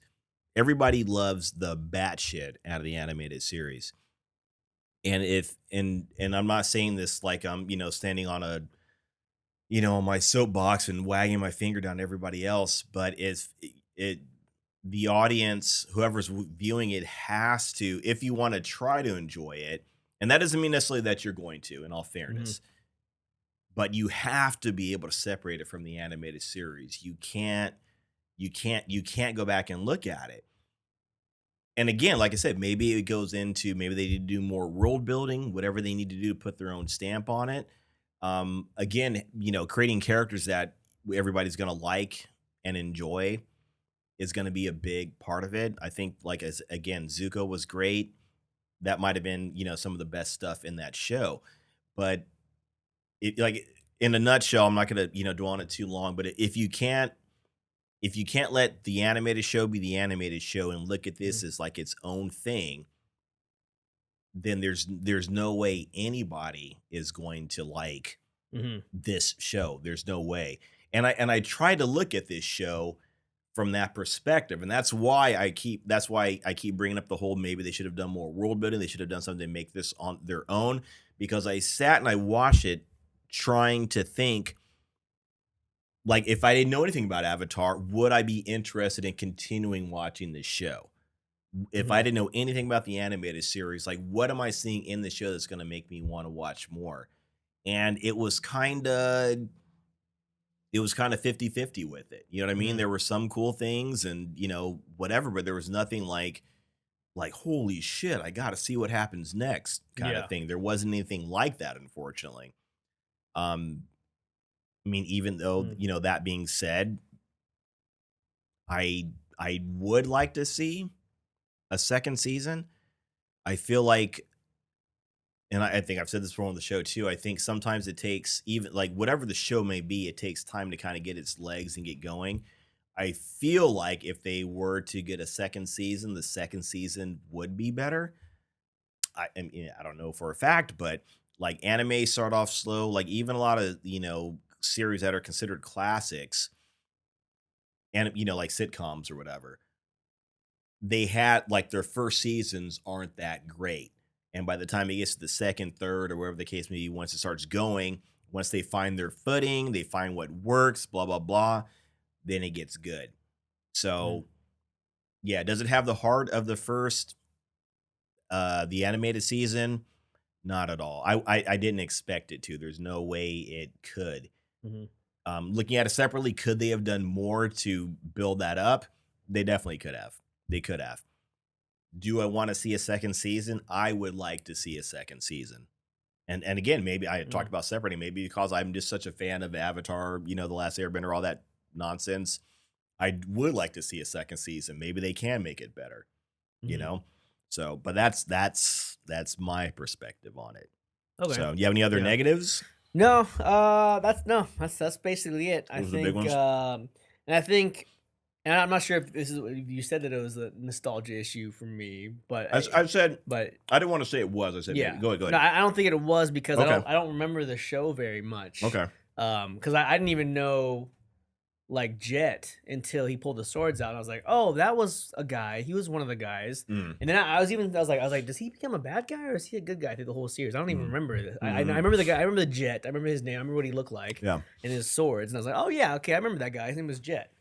And I was like, is he a bad guy or is he a good guy? I don't even remember this guy. So I don't remember enough about the original show Yeah. to compare that part. Yeah. All I could do is sit here and realize the dialogue is written very bad, like very badly. Sure. Like it's not good dialogue. The characters aren't developed very well. Yeah. That's what I saw, and I was like, was that the case in the original one? And I just enjoyed that because I was younger, and that's not the case. Like they immediately establish who these characters are and why you care about them.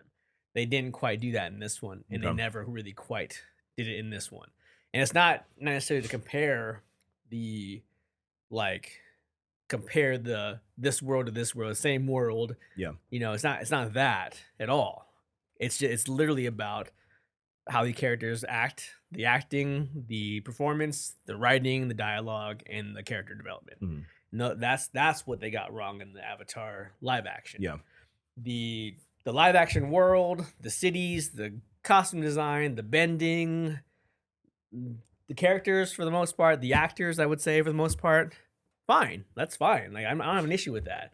But if you're gonna do your own thing, yeah, do your own thing. Yeah. But you can't ignore what makes good storytelling, what makes good character Yeah. development. Just like storytelling 101 kind of stuff. That's the stuff that you can't look past. Yeah. I think that's where they screwed up, Right on. essentially, and that's why whether you're comparing it to the old one or not, Yeah. they got that wrong, and for me, I don't care about the second season at this point. Okay, that was gonna be my Yeah. next question. So Mm. you do not want to do not want to see a second if season. it doesn't massively improve the dialogue and the Oh. character development, Well, yeah, I then definitely hope that improves too. I'm not interested at all. Yeah. If we get season 2 in this same style, Right. I don't care at all. I don't want to see where this goes. Yeah. So I'm not trying to like be whatever, but Mhm. so do you want to see if there's a poll that came out, do you want to see a second season of Avatar, Netflix, a second season? Are you yes or no? I'm probably no at this point. Okay. Yeah, Okay. I'm saying it no at this point. You're saying end it Yeah. right, end it now. Yeah, and I'm saying I wouldn't be surprised if they didn't get a second season. Mm. Because I think, I mean, there's been other shows that have gotten canceled that I think should have kept going on Yeah, Netflix. sure. And this one is not better than those shows that got canceled, I think. Yeah. So, And yeah. I don't know what their rating is, or I should say, I don't know what Netflix is looking for to call the show a success or Mm. whatever. Like, yeah, there have been. Well, I don't know. I can think of like maybe a couple shows on Netflix that I would have liked to have seen more of, Hmm. and they dropped it. But getting into that really quick, like Rotten Tomatoes, the average tomato meter is 59%, and the audience score is 76%. So those Hmm. aren't like great numbers. I Yeah, mean, yeah. they're kind of like mid numbers or whatever. Hmm. It's like, yeah, okay, that's fine. So I guess the question is, this is going to be like, and this is, in my opinion, it's an unfair comparison. But when you look at like the like Amazon Rings of Power, right? Oh yeah. Like that was a show like everybody was like, we don't like you kind of thing. Hmm. Are they going to do a second season? I've heard talk, yeah, they are, but I haven't heard anybody concrete say 100% yes, they are. Yeah, that was an expensive show to make too. Man, they spent so much on that. Jeez Yeah. Louise. So yeah, so that's the question. I mean, what's the metric for Netflix to say thumbs up, we're gonna go Mm. with the second season? Like what do they see where they call it a loss or whatever? I Yeah, I don't know. I honestly, just because of the fan following for this show, personally, I think, and again, I don't know, if what they consider profitable, Yeah. but I feel like a second season would still work because of, again, just going back into the fan base that this show has. I feel like and again, like I said, I don't know what they're looking for, but I Mhm. know there are a lot of fans of the show. So maybe if they made a second season, and again, it goes into what I was saying about, it sometimes it takes a while for them to find their footing and blah blah blah. So by the second season, hopefully it would improve, Mhm. and I think that could be the case. So personally, I would like to see a second season. I would like to see them, I 100% agree. Like, there needs to be better writing, better dialogue, and I don't know if they give a thumbs up on the season, they're gonna think, maybe they'll think like, "Hey, we did it. We don't need to change anything. We're great," Yeah. and maybe they'll do more bad dialogue or whatever. Um, I think like some of the things that I did, like I did like seeing Zuko. I did like seeing some of the in between stuff, like I mentioned before, which was cool. Um, yeah. So like I said, that's my take. I would Mhm. like to see a second season of it, and hopefully it would just be hopefully it would be better than this one, than the Hmm. first season. So Yeah. Okay. yeah. Yeah. Fair enough. Let me throw out one other thing really quick. Oh, Mhm. no, let me throw out two things really Go for quick. it. One thing that I've always wanted to see with, and this, maybe it's just me, but I feel like whenever you watch the beginning, the title sequence Mm. for the animated version, there's like this red background, Yeah. right? And you show the different martial arts people. They show water, Mm. earth, fire, blah blah blah, whatever it may be. Like, do do you know where that comes from? No. I Okay, guess I no, don't that's know. cool. That's cool. Guess I don't. Yeah, and I would probably say most people don't, unless you're of a certain age, probably. But anybody that has ever like really like has watched old kung fu movies Mhm. from like the late 70s and the early 80s, a lot of them had this title sequence, right? They would show when they're showing the credits and who did Yeah. this and who did the actors and the director and all that kind of stuff. They would show the actors, the in the show, going through their, I'm just going to call them katas. I don't know anything else to call them, but Yeah. they're going through their martial arts, or they're doing some sort of demonstration. Mhm. And that's how they do it. Oh yeah. They're on a black platform, and you see like this dimly lit like silhouette of them, so you can Mm. kind of see some of their details, but not really. Just the way it looks in the animated show, Ah. where it's like this red background and there's like this red light kind of covering up, and they're barely out of the shadow, so you can barely Mm. see them, and they're going through their whatever. The last one I saw it on, there's a Jackie Chan movie called I want to say it's called 8 Steps of the Snake and Crane Technique. Mhm. I mean, classic, like just, effing 80s style. Yeah. I mean, the title alone says Yeah. 8 Steps of the Snake and Crane Technique or Snake. Come on. And it's great because you see Jackie Chan, like, in his youth, in his prime, just, doing all the, his, the different katas, and he's got a weapon. And it's fantastic, but a lot of martial arts films do that. And I'm thinking this is clearly a throwback to those martial arts films. Like these guys clearly love these like 80s Shaw Brothers martial arts movies. I've been waiting for someone to be like, I get it. This is what you're trying to do. I get it. So I'm gonna put it out there. And I wasn't holding my breath, but I was hoping like the show was gonna start off with them doing that. Yeah. And it wasn't. They did show them like earth, water doing their thing. They didn't do it that way. Yeah. And to me, that told me you don't get it 100%. Yeah. I would bet money that's what I can't remember the two guys that created it. Dante Dimitri. Yeah. Their names are yeah. Like these Greek guys that came up with this. Yeah. Yeah. But I would guarantee that's what they were. That's what they were going. Yeah, for. no doubt, because they are big martial arts fans, and it comes out clearly in the show, So I think I'm sure that's exactly what it was. Yeah. And man, I started going off, and I forgot the second thing I was going to say. If it comes to me later, I will throw it out there. Yeah, got it. So which nation do you identify with? You think the most? Good question. And they asked. I saw an interview with the kids. Yeah, I call them kids. Well, I call everybody kids. They were kids though. They were young. Yeah, they're definitely young. Yeah. Like they asked, like, what two elements would you? I think they said which one would you not use, or which one would you be, or which one would you not take, or whatever, okay, yeah, or something like that. Which one do you take? Would you not take? Yeah, as far as that's tricky. Yeah, I honestly don't know. They all have their benefits. Yeah. I mean, I don't like, saying air is almost a little cliche, but air's not bad. I wouldn't use it the way Aang does, the monk does. Yeah. I would be the greatest assassin in the world. Like I would be snatching the air out of your mouth. Like you wouldn't be able to breathe. If I would I mean, obviously these guys are all monks or whatever, and Aang's a pacifist, but he doesn't kill except for the one time he killed. Aang did kill one time. Nobody knows that, but vegans. Yeah, they're all vegans or whatnot, or maybe vegetarians. I would say vegetarians. I'm sure they might eat do dairy or whatever. But yeah, I would be snatching the breath out of people. Aang did push kill people off buildings, but like how did he fall? Yeah, he just fell. Yeah, that's fine. I don't have to tell you. But there was one time Aang killed, and everybody, Aang, like that's his thing. He never killed.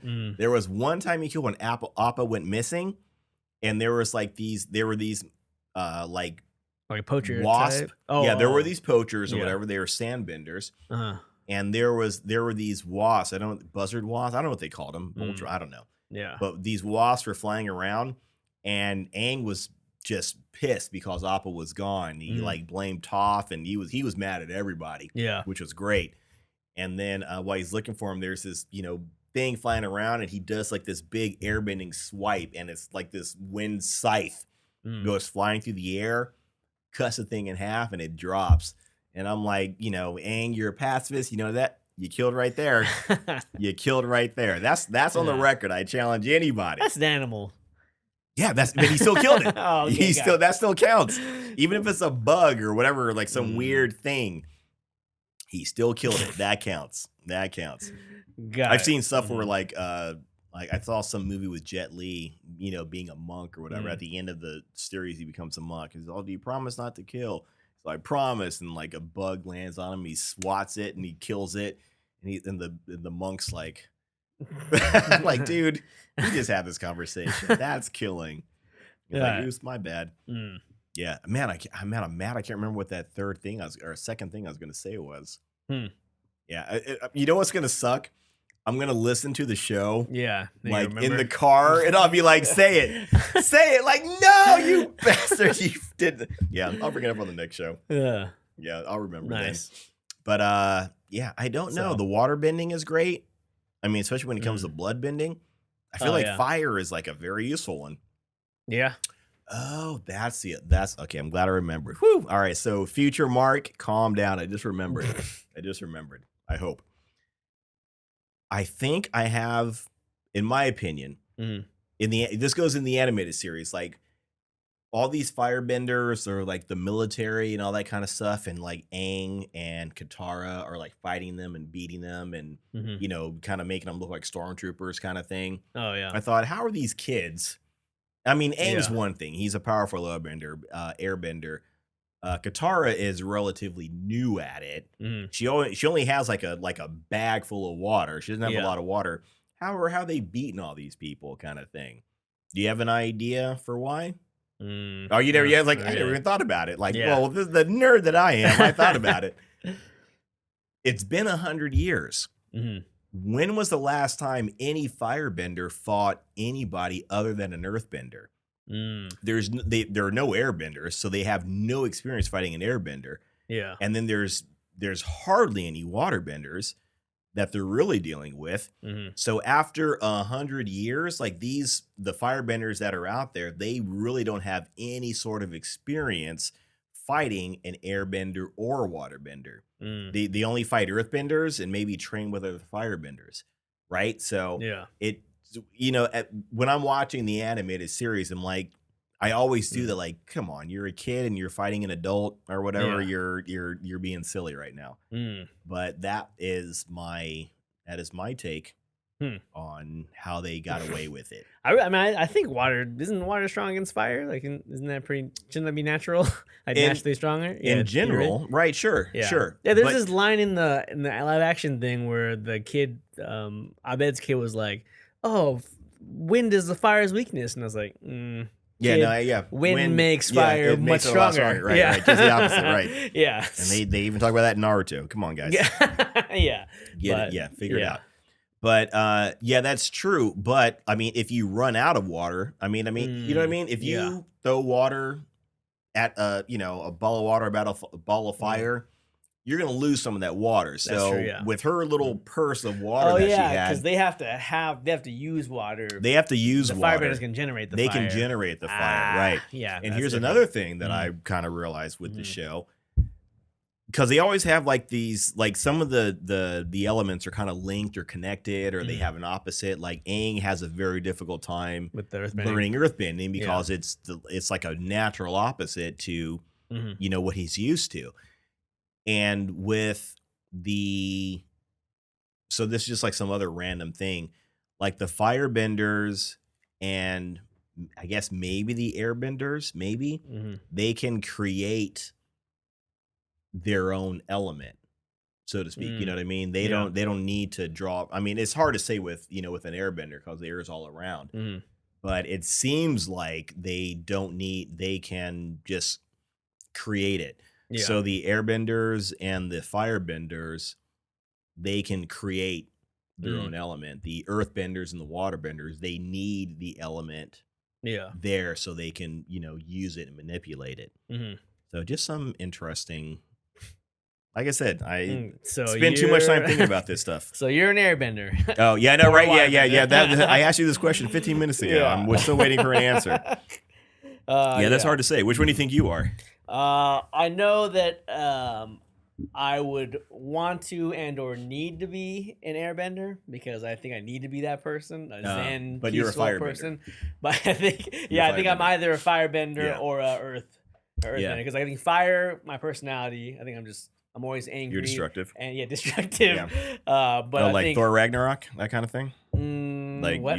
Remember that scene in Thor Ragnarok? Hulk like mighty fire. I don't. I blocked that movie out. Yes, clearly what you're copying. So you're a fan. Go ahead. Yeah, definitely a big fan of that. No, I'm pretty angry. I'm pretty erratic, and I'm pretty I'll do things based on my emotions. I think that's perfect for firebending. Right. But I think physically, I'm an earthbender. Look at me. I can't get more than 6 inches off the ground. I'm not light on my feet. Yeah. I like meat. Yeah, you know what? I think a good way to think of it, like what Mm. you would be is it would be like what's your personality, not so much like what Yeah. you would like to do, but what's your personality. Yeah. You know, that would be a great way to pose that question, or Yeah. to, you know, to kind of try to figure it out. Mhm. What you would actually be, almost like with the houses of Oh yeah. you know, whatever. It really depends on your personality.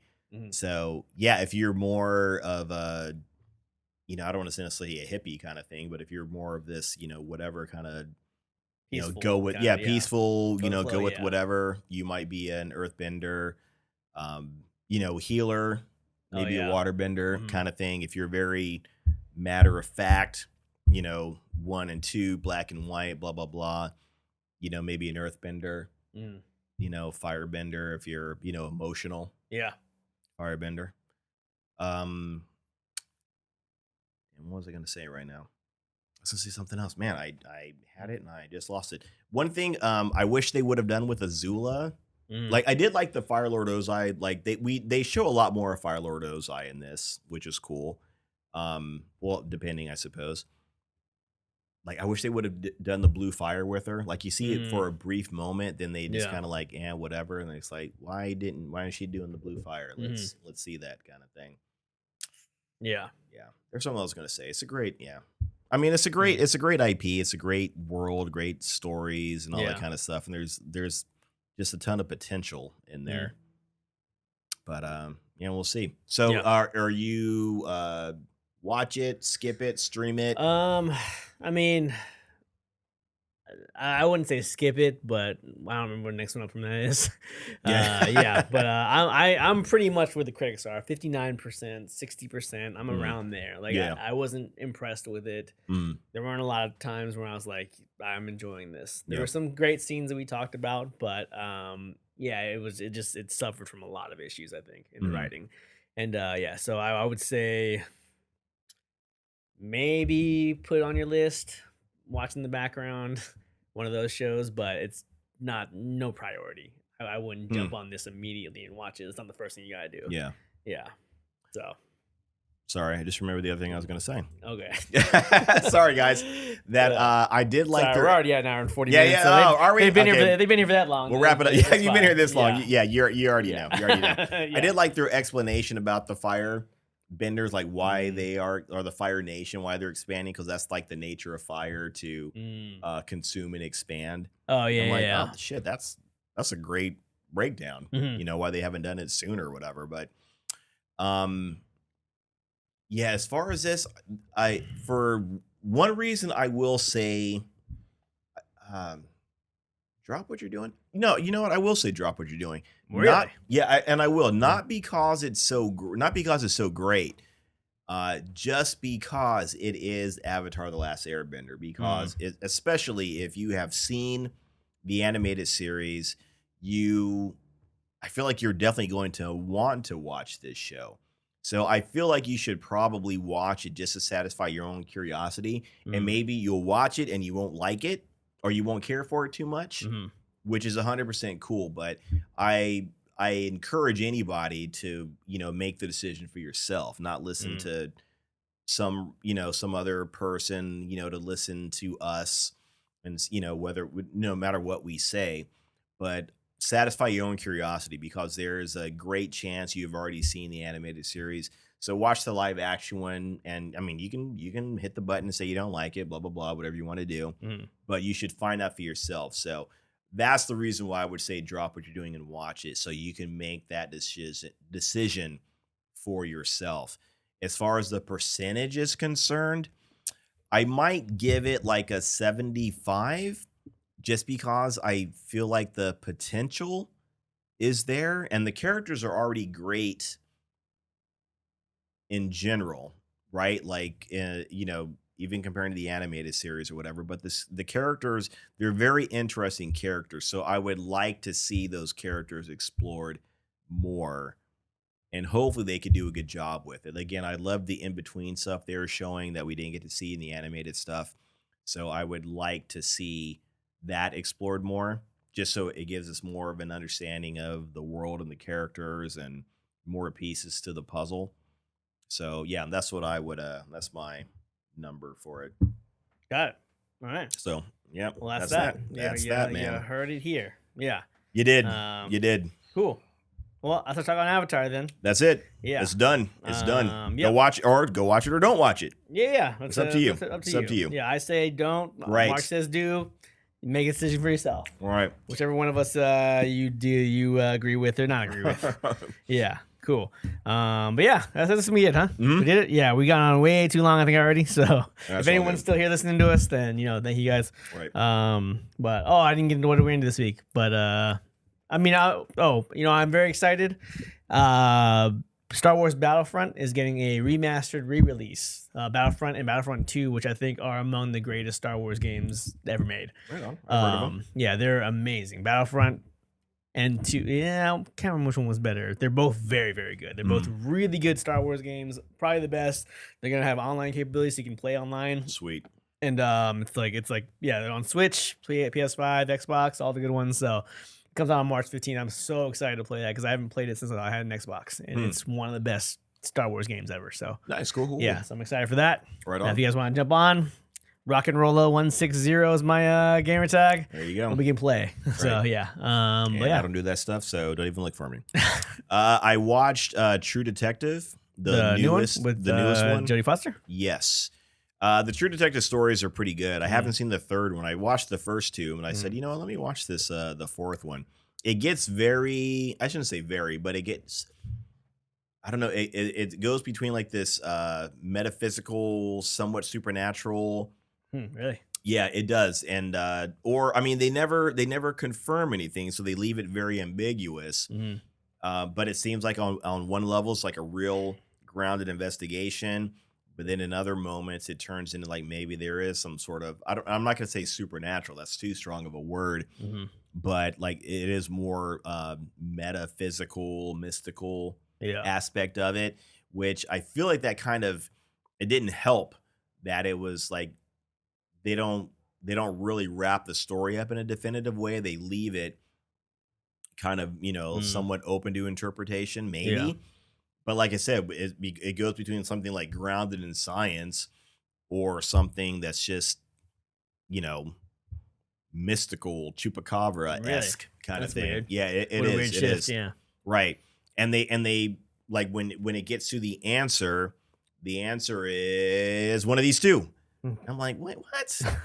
Oh, God, guys, come on, let's wrap it up. So, Yeah. Anyways, lame. but Okay. yeah, That's you say fine. lame. Yeah, that's a bummer. 'Cause that's a. Yeah, I've only seen the first season, so I guess I can't really.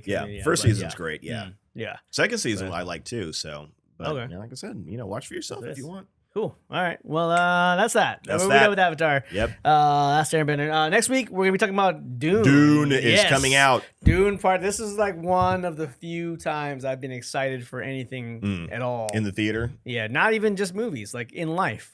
I have not been nice. excited about anything else in my life. Wow. Except for Dune Part That's 2. depressing. So yeah, I'm a depressing guy, so that's all right.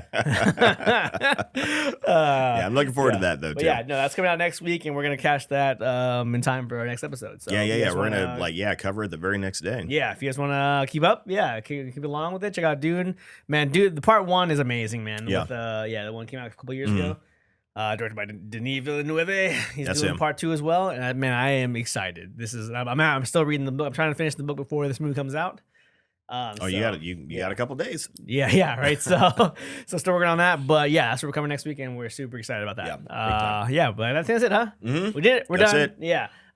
Anyways, for all us here at Geek Off The Street, thanks for checking us out. Appreciate ya. We love doing this every week. We'll keep on doing it for all eternity. That's a long time.